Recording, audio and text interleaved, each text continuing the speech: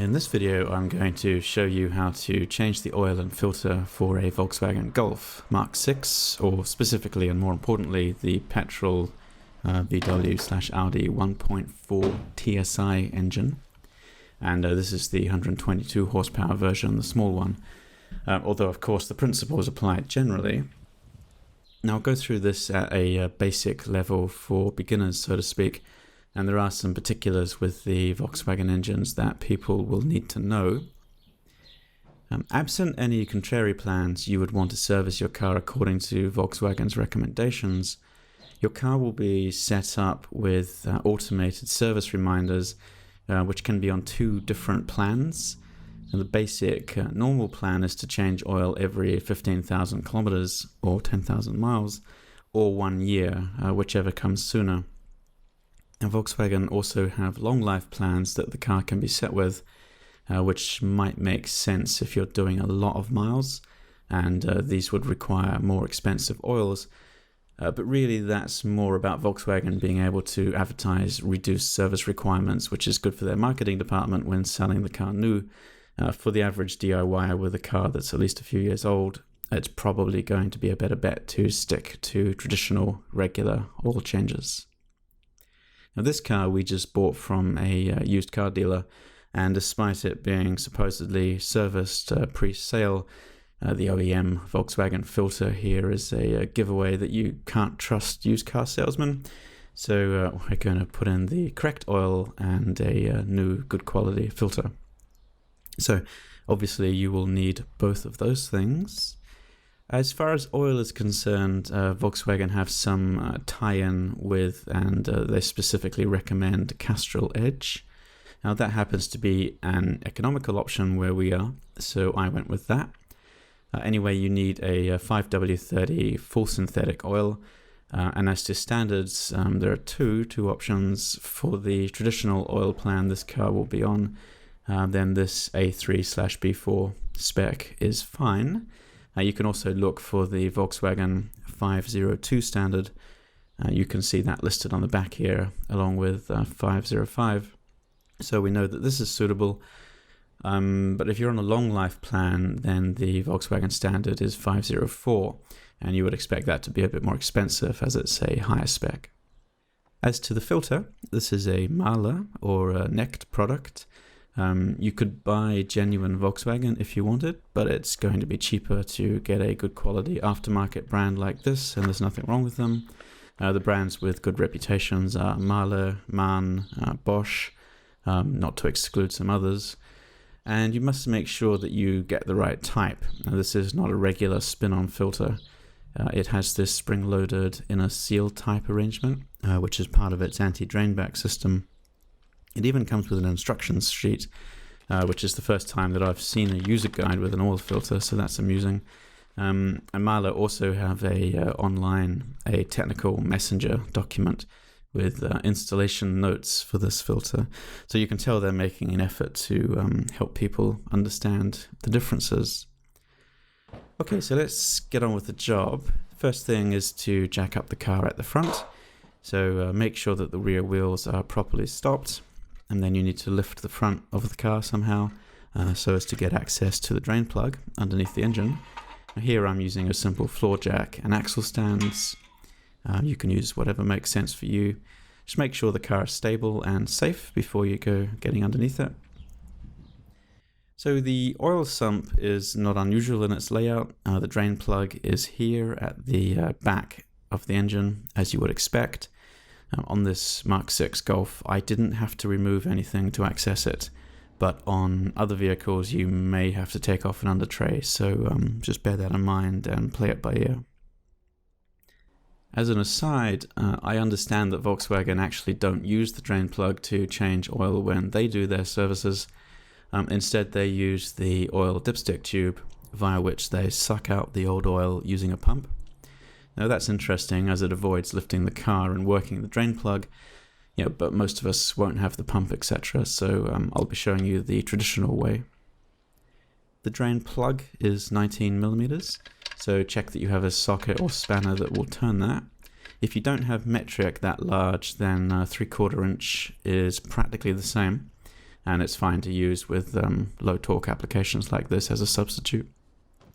Now, preparation. In the likely event that you'll spill some oil, throw down some newspaper or cloths to deal with that. And you'll need a tray to catch the old oil in, a decent size. You'll get up to 4 liters out, so at least that big.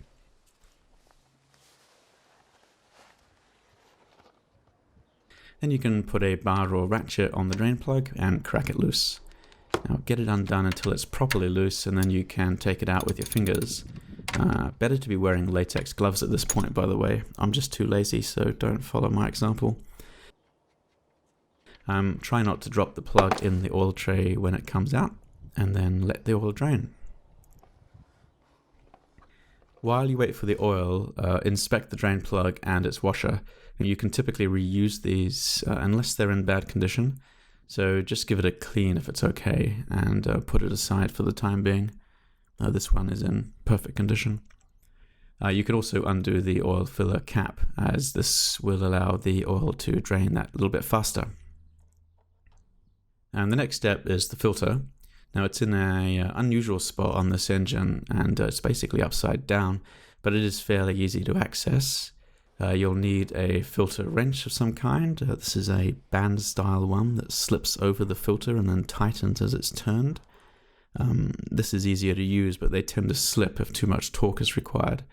So if you have trouble, then something more serious like these pliers might be needed.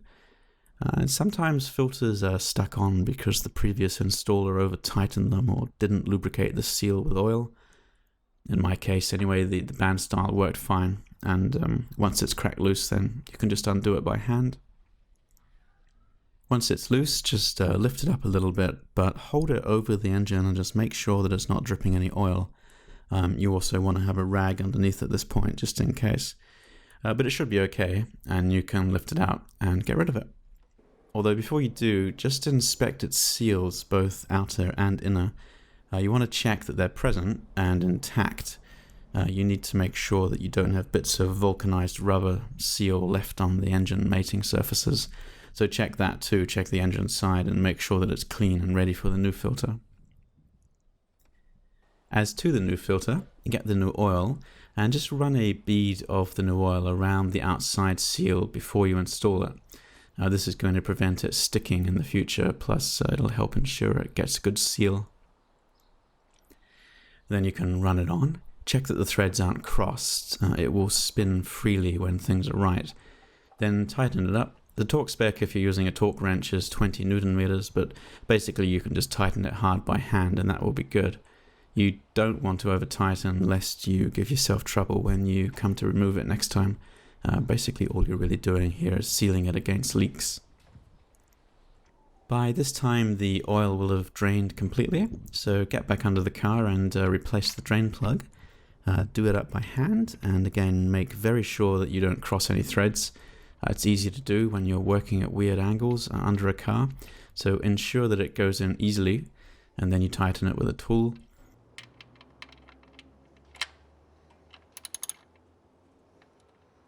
Now, if you have a torque wrench, I suggest that you use it. The Volkswagen spec is 30 Newton meters for this, and that's not very much for a bolt of this size, so you may be tempted to over tighten it, so be careful that you don't, or you risk damaging the aluminium sump threads. If you are doing it without a torque wrench, then I suggest something like tightening it a quarter turn to start with, and then seeing if that leaks. You can always tighten it more later if it's under torqued. Right, in my case I got about 4 liters of oil out, although to be honest I don't trust this level gauge on this tray.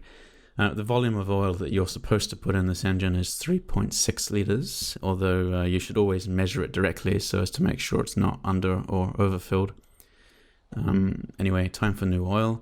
You'll need a funnel and some patience, as the filler port on this engine has a sort of strange spiral drain built into it, which slows the filling process down quite a lot. Now, if you go too fast, you'll oversupply oil to it and it'll overflow and make a mess. So watch it carefully and just take your time. And again, as to capacity, I would put in, say, 3.5 liters or so. and then check the level on the dipstick. Now to do that, if you're not familiar with the process, you remove the dipstick and clean it first, and then put it back in briefly all the way down, and then remove it a second time, and then you'll get a clear measurement. Now the hashed area on the stick between the orange plastic markers is where you want the level, and you should bear in mind at this point that some of the new oil will still be draining its way down into the sump, so this level is going to rise a little bit more yet. So basically you want the level at the moment to be in the middle, or the sort of lower half. That's ideal. Once you're happy with the level, you can start the engine and just run it for a while. Give it a minute for oil to circulate around a bit and start to warm up.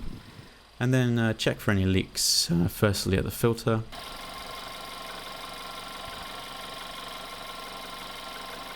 And then the sump drain plug. You can let the engine warm up for 5 minutes or so, and make really sure that you're in the clear. Then you're basically done with the job. You can close the bonnet, lower the car off its jacks or whatever you were using. And the final step is to reset the service interval. Whether you had a warning or not, you want to do this. You can use an OBD tool like VAGCOM for that. Or for many cars, they have a dash settings menu that will allow you to do that. On basic models that don't have the menu, you do it like this. You turn the engine off and then hold the set button to the right of the cluster while you turn the ignition on. No need to start the engine. And the dash will then be in reset mode. Then you release that button and press just once the min button on the opposite side of the dash. Then you wait for the display to go back to normal, and it'll be reset. And then back the ignition off, and then next time you start the ignition, the service notice should have disappeared. And then it will be reset. Final thing to do, dispose properly of the old oil. You can usually donate that to automotive stores. They typically have bins outside them. So that's usually a good bet. Okay, hope that was helpful. Have fun.